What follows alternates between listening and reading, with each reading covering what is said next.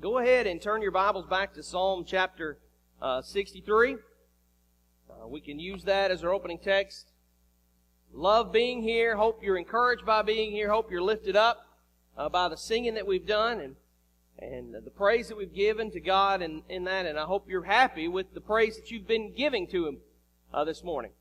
We talked about that last week, to know that the praise we sing, are we happy with that? Are we content with the effort that we've put into our praising God this morning? And I hope that you can say that you are. As we begin this morning's lesson, I want to tell you about, every once in a while there comes along a character that we fall in love with, a character that we begin to maybe sympathize with on television. One that we look to, he's not the perfect character, or she's not the perfect character. But you fall in love with them because you see a little bit of yourself in them. Where they try their hardest, but they rarely succeed. And we can relate to that as we try to do the best we can, and as we try to succeed in life, and we try to win, achieve our goals, as we go after things, but we fail. We can relate to that. The character that I want you to look at this morning is one of mine. And he's not who you would expect. Roscoe P. Coltrane. If I were to ask you which one was your favorite Duke character, that would not be him, would it? Maybe Flash. Maybe Flash, yeah. We watched this show growing up. Maybe you did. But there's probably not a person that tried so hard to do right and tried so hard to get those Duke boys, never was able to do it. I mean, I bet you in his dreams, those car chases were going on. In his dreams, he could see those Duke boys jumping on the car and taking off, and hear that horn as it blasted off, and maybe feel like he was a complete failure. All he thought about was making sure he succeeded in getting those Duke boys, and he never did. But you can't question the effort, man. I mean, you can't question the effort he put into that, because he wanted to get those boys more than anything.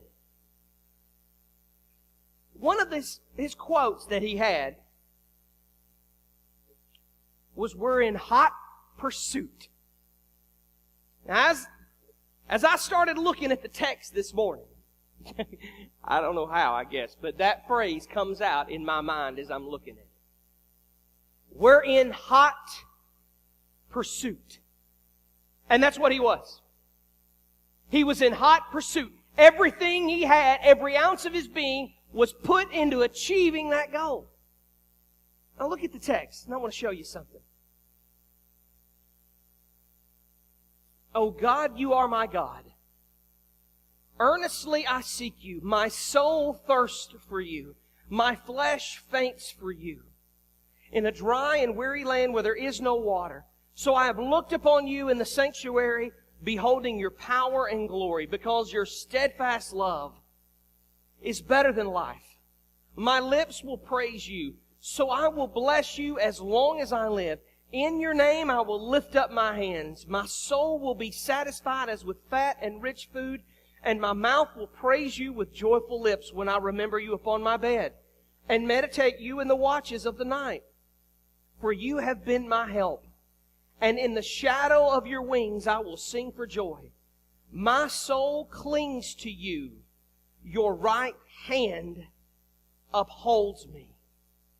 My soul clings to you, clings to thee. This is where the hot pursuit comes in. To cling, to adhere, to catch by pursuit. To be joined, to pursue hard, to abide, to cleave, to stick, or to follow close. To be in hot pursuit, to follow after hard, to catch by pursuing. That's what it means to "my soul clings to thee." My soul is in pursuit of thee. My soul cleaves to Thee. My soul wants to follow close to You. Now, I want to be honest with you, because I don't think that's me all the time. I don't think I'm constantly feeling that way. Now, we're going to talk about where David is and what point in his life that he is. He's in this desert, and we're going to see where he stands on some things. And we're able to relate to this because we fail at this, don't we? I mean, can you honestly say that thoughts of your spiritual life are what rummages through your head at night when you go to bed? Or your dreams are about your spiritual state and your faith in God and your pursuing of God. And that's your constant pursuit is to do that. See, we work hard. Have you ever wanted something really hard that you go after with everything you've got? Diet, lose weight. Maybe you put everything you can into doing that. You might not make it, but you try your hardest. Maybe it's a promotion at work where you pour your soul into a project and that's all you can think about. Maybe it's to be on that team, guys. Maybe you're kidding. You're looking, I want to make that team. I want to be successful in this, and this is all I can think of. You know that feeling. That's the way David says we need to be with God. To be in hot pursuit of going after, to achieve, to cling to stick to God. I want to tell you, I think we at Woodlawn are selling ourselves short. Now, and you know, Kenny and I have done a lot of talking about the class he's doing on having a kingdom mindset, of looking at the church more as a kingdom. And yes, we need to do that. And that is part of this mindset here. But I think we feel good about things here, don't we? I mean, we really do. You look around and you think things are going great. I mean, we got some great classes and we got some great families and we're doing a lot of good things. The new program kicks off tonight, or the old program that's new again. The care groups kicks off tonight, and we're going to start that again. And there's so many things going on that's good. But look around. How many new faces do you see? How many people are we reaching out into the community to bring to Jesus? See, you can say, well, Matt, we're pursuing hard, we're doing the right things. Let me tell you what we're doing the right things at. Let me tell you what we're clinging to. We're in pursuit of maintaining. That's what we're doing. Maintaining. To keep what we have. And we're forgetting about going out.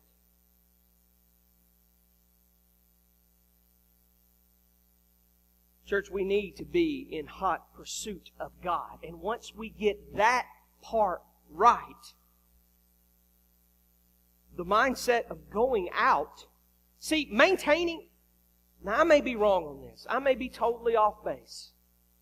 Maintaining, to me, is more of an inward focus, is it not? Is it not looking at me and being comfortable with what I have and what I see and what I need? Is that not being this kind of focus, when maybe being in pursuit of something is a focus reaching out in front of us that we should be going after? It's moving in that direction instead of looking at maintaining. In this psalm, David points out 3 things that are going to help us to feel like this toward God. That are going to help us to get in this condition to where we feel like we are in hot pursuit after God. Putting us in that place to be successful, to where our spiritual life is what we focus on the most. If you put more emphasis in your work than you do your faith, you're failing. If you put more emphasis on your favorite sports team than you do your faith, you're failing. If you put more emphasis in your family over your faith, we're failing. This has to be our focus. This has to be what we pursue. And mind you, that when we pursue this the right way, those other things fall into place. The first one, reference. David says we have to have reference. It's knowing where we are. In chapter 63, you'll see at the very top, many of your Bibles has a little caption under the psalm about what's the point of this psalm, where it was written, what was the condition. If you'll notice, mine says, a psalm of David when he was in the wilderness of Judah. A psalm of David when he was in the wilderness in Judah. Wilderness, others are going to translate desert. You kind of see where David is feeling. He's in a desert, and he talks about desert conditions, and he applies them to himself. Notice what he says, thirsty. That's the one feeling you have if you're in a desert. That's the one thing you're focused on the most, is the thirst factor. Because you don't want to die of thirst. You want to have that water. You want to have that quenched. You want to feel that refreshment. David compares that. I'm thirsting after you. Food is a factor. I'm hungering for you. Those strong desires that are there. Being in that wasteland that he's in. And David, when he's in that wasteland, he doesn't see a mirage.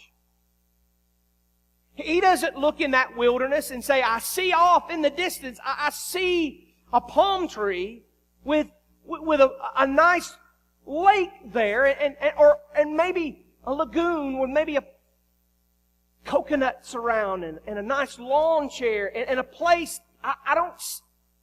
He doesn't see a mirage. He looks at where he is and what he actually sees. See, many of us today, we're in a spiritual desert and we don't know it.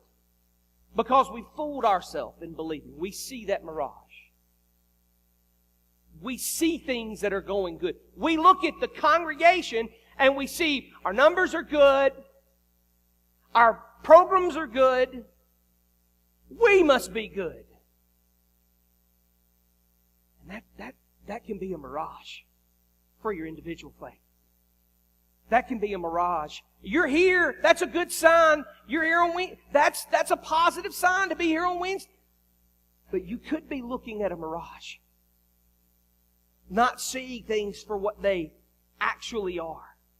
Comparing yourself to other people. I'm just as good as this guy over here or as this lady over here. I do exactly what they do. David doesn't look around and see those things. He looks around and he sees desert. He sees barrenness. He sees problems. So we have to know where we are. If we're going to pursue, if we're going to chase around after something, we've got to have that reference point in where we're going. Look at Revelation real quick this morning. Revelation chapter 3.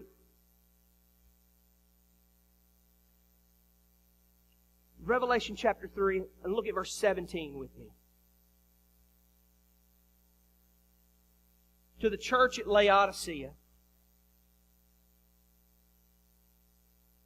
Jesus says to them, "For you say I am rich, I have prospered, and I need nothing, not realizing that you are wretched, pitiful, poor, blind, and naked.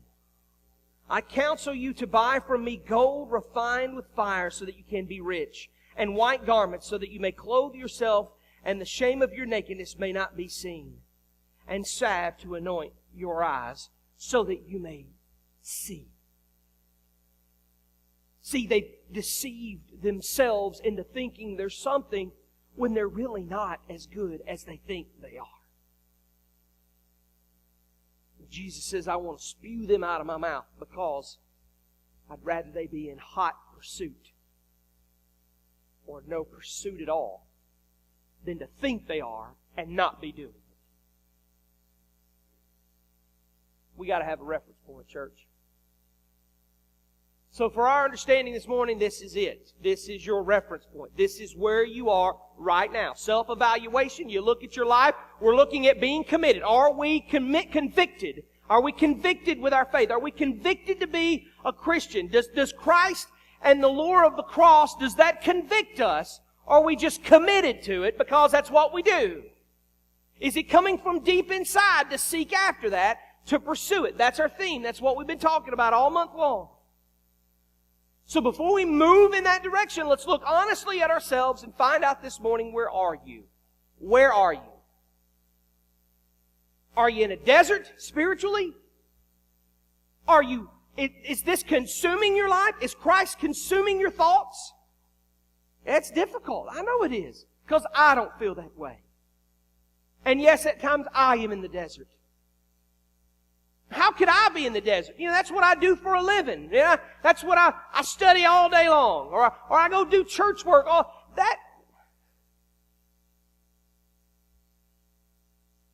Our life is hard, no matter who we are.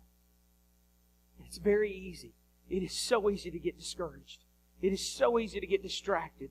It is so easy to lose our passion. So look, see where you are. Don't look at the mirage. Be sober-minded about it. And look at your reference point.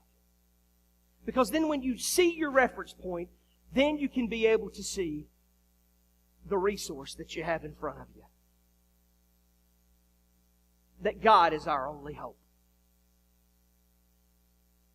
Oh God, you are my God. That's what he says. Oh God, you are my God. The hope that he presents out there for us is that God is there. Referencing where we are, seeing what's right before us, seeing the obvious. There's an illustration of a woman on the telephone. The phone rings and the young mother answers the phone. The lady on the other end says, "Honey, it's your mother. I know that you're busy with the 3 kids. I know things have been hard for you and it's been very difficult. So I'm coming over this morning and I'm going to clean the house for you. I'm going to clean your house. I'm going to cook supper for you and your husband and the boys.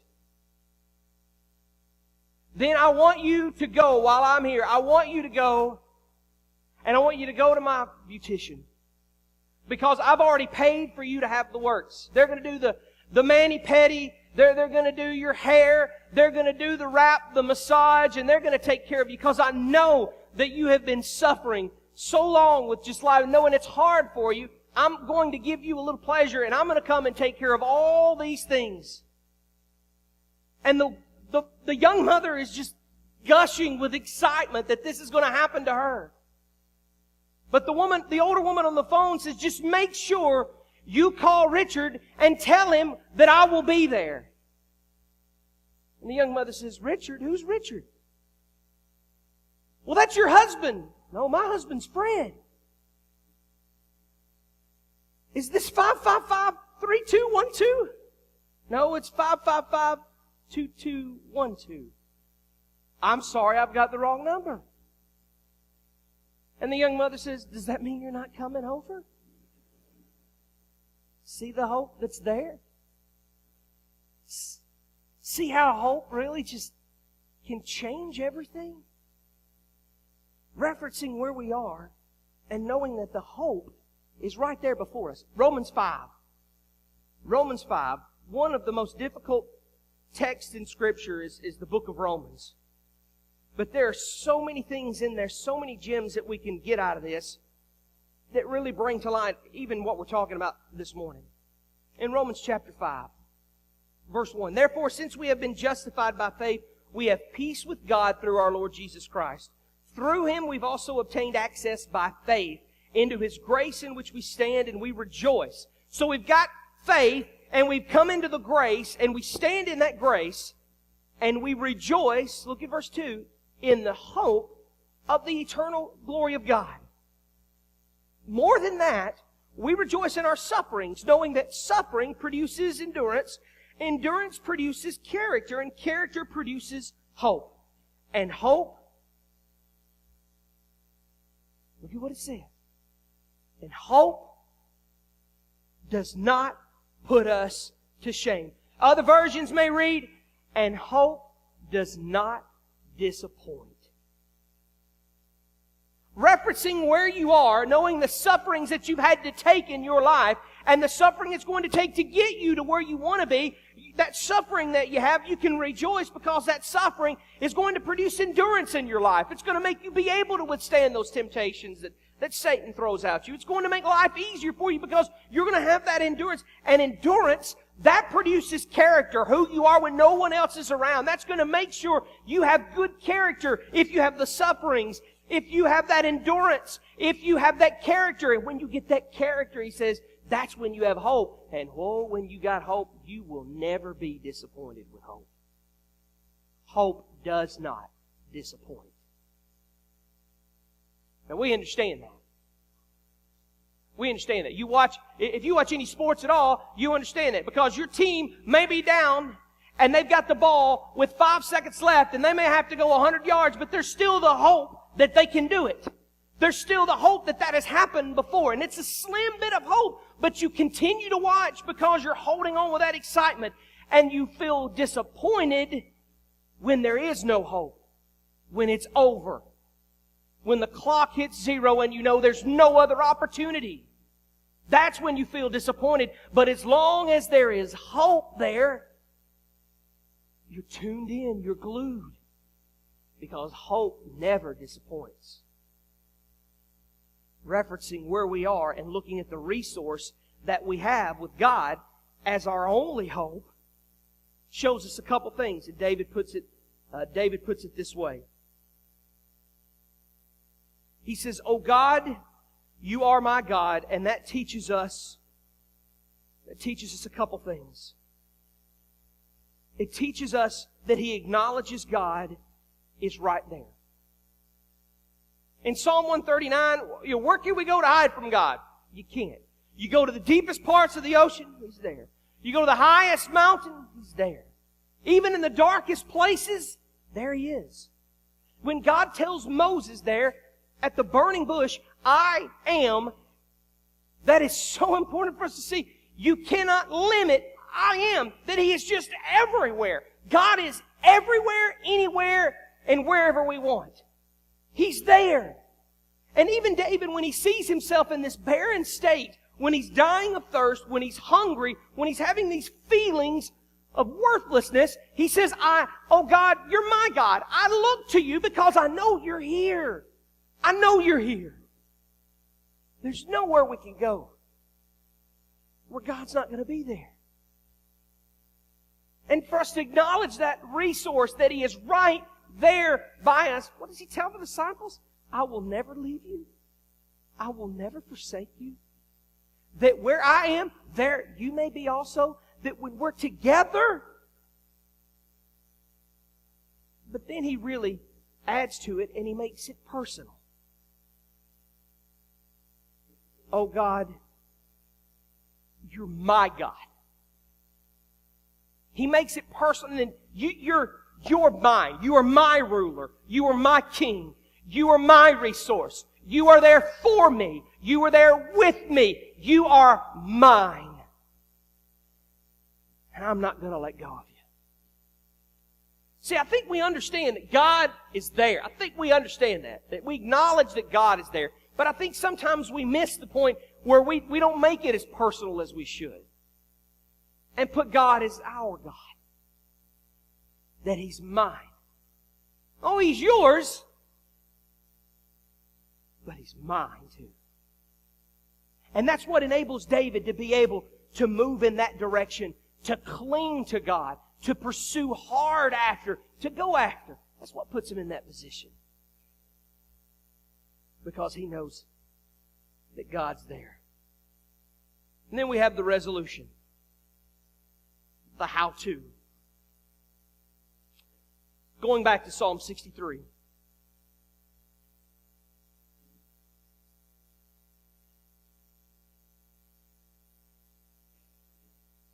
He says there, early I will seek you. We sang that in the song. I will seek you in the morning, and I'll learn to walk in your ways. Now, I'm not going to get in and say that that's scriptural evidence for us to seek God early in the morning, that we have to do it at 5 a.m. We have to get up, and that's when that's not what I'm saying. I don't think that's what David's saying. I think what David is saying is, I'm seeking Him the first thing. I'm putting Him first. If you see the reference point of where you are, and you see the resource that is there before us, and you have to pursue hard after it, you have to go after it, then you've got to understand that God is there, that He's yours, that He's making it, you make it personal, that He's there for you, then you must cling to Him and pursue hard after Him first and foremost in your life above everything else. I'll seek you in the morning, and I'll learn to walk in your ways. That phrase, walk in your ways, in the song and in the text, reminds me of how when I was a kid, we would go fishing with Pawpaw. He'd carry us down to the pond. And I was terrified of snakes. Still am. Not a big snake fan at all. The grass would be tall, and he would be leading us with the bucket of fish food, and we'd hold our rod and reels fixing to go fishing, but he would be in front. And I would try to put my feet where he stepped, because I knew if he steps on a snake, snake's going to get him. It's not going to worry about me. So that place I know is the one place in the whole pasture that there's not a snake, because that's where his foot just was. So I'm going to learn to follow after his ways, and I'm going to put my foot where his was and walk right behind him. That's what David says we do. I'm going to put you first, God. I'm going to seek you in the morning. I'm going to learn to walk in your ways. I'm going to see where your footsteps trod, and I'm going to try my best to put them right where you are, because I know that you are there, and I know that you're leading me. You are the shepherd, and I am the sheep, and I'm following you. Then he tells us that we are to do it earnestly. Verse 1 there of Psalm 63. O God, you are my God. Earnestly I seek you. My soul thirsts after you. Verse 5, my soul will be satisfied with the fat and the rich food. There with food. I'm starving to death.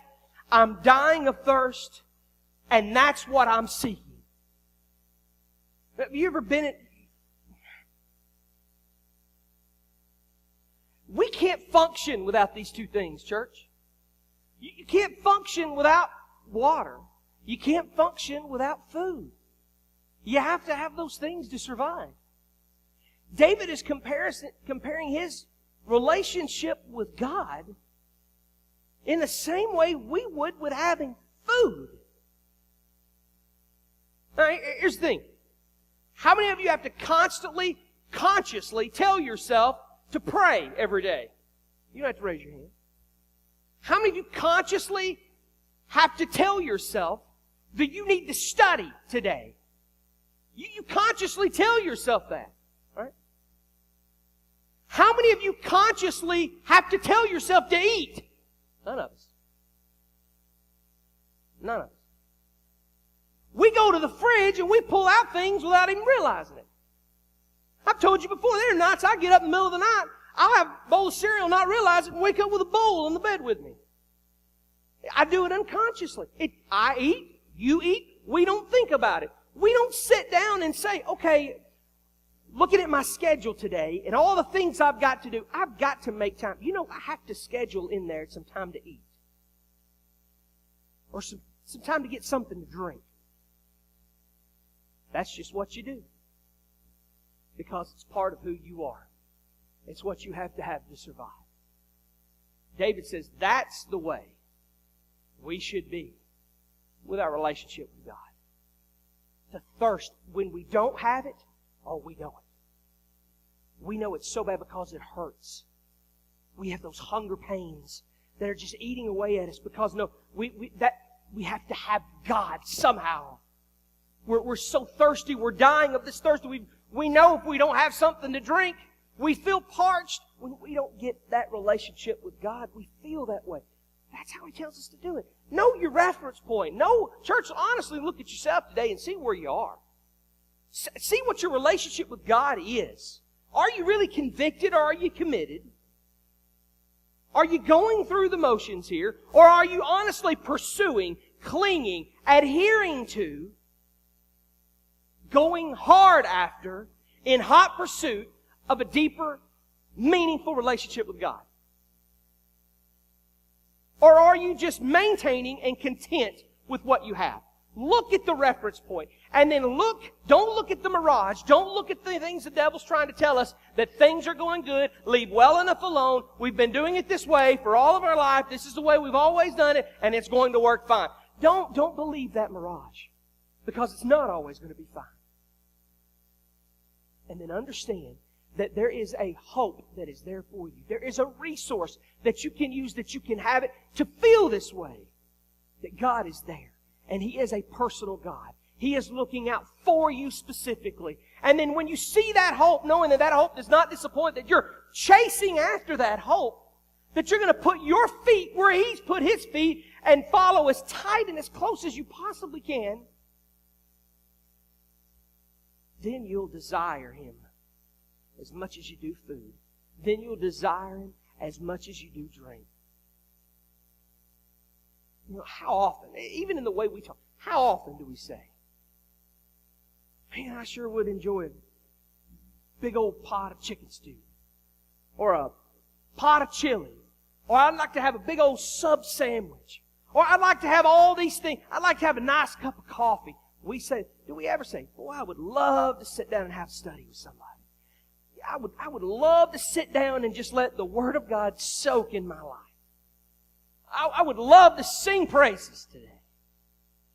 See the difference? David says there shouldn't be one. There shouldn't be one.